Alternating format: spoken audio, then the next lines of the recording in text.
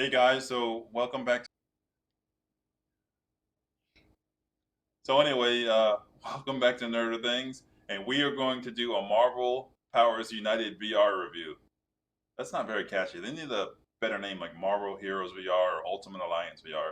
But anyway, we know that a lot of you are taking a look at the game. We can tell by our analytics what you're watching, and you're watching this game a lot. And we thought we'd do a quick review. We're not going to do some of these guys are doing hour-long reviews. That's a little bit ridiculous. We're going to get this done in a few minutes.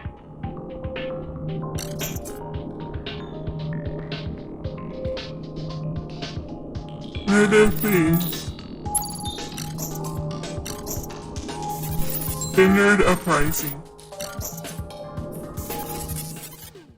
So, I guess the first off, if you want to talk about the different number of characters, there's 18 of them, and while that sounds fun, like it is fun to play them, a lot of them kind of play the same. So they could really work on that.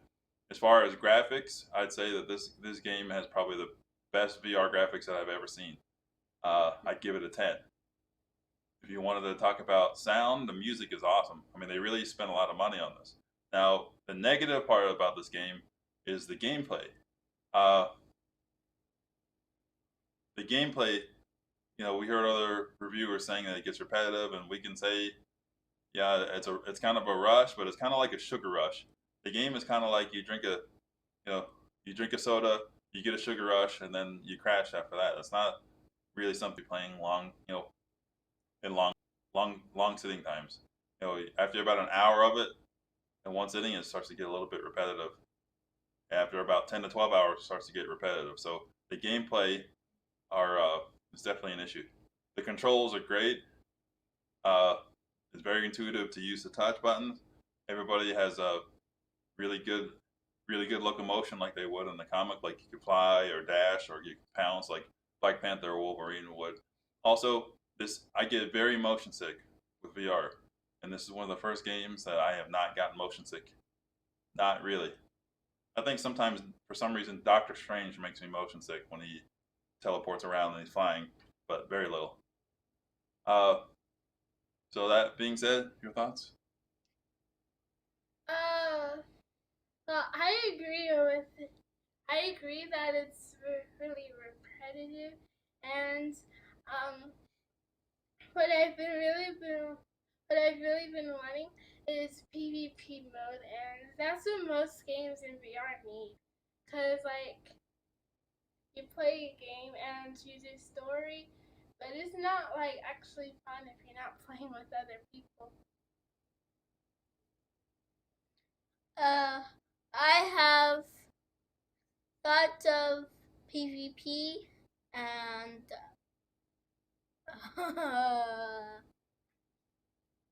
that's about it. The game is really good. I am not that much of an avid player like the rest of my family is, but I could really get into playing Storm and Iceman. I figured out how to control their powers and their special abilities. Actually, those are the only two characters I've played. It has given me the ability to really get the job done, fighting the monsters and the enemies and everything. All right, so yeah, if you want to talk about we're trying to keep this review short. We'll give you our opinion, but you want to talk just about some of the cool things.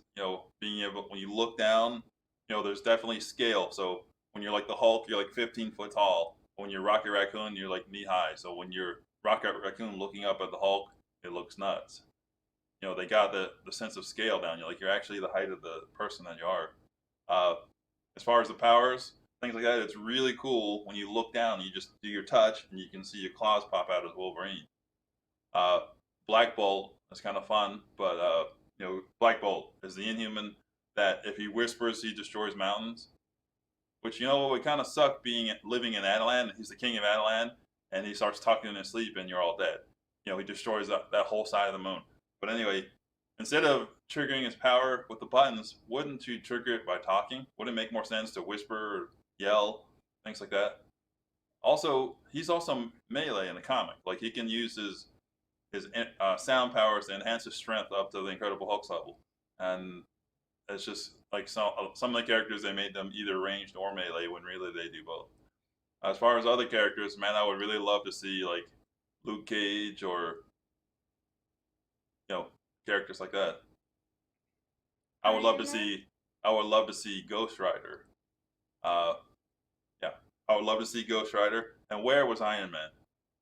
So anyway, if we were to rate this game right now, we would rate it as probably a 7, because the game has a lot of potential, but sometimes it feels like it's just a wave shooter. So they're so close to getting to where they need to be.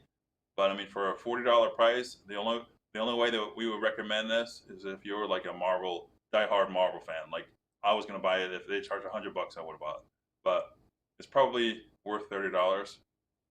I would really like to see, like Opal said, I would like to see some sort of PvP.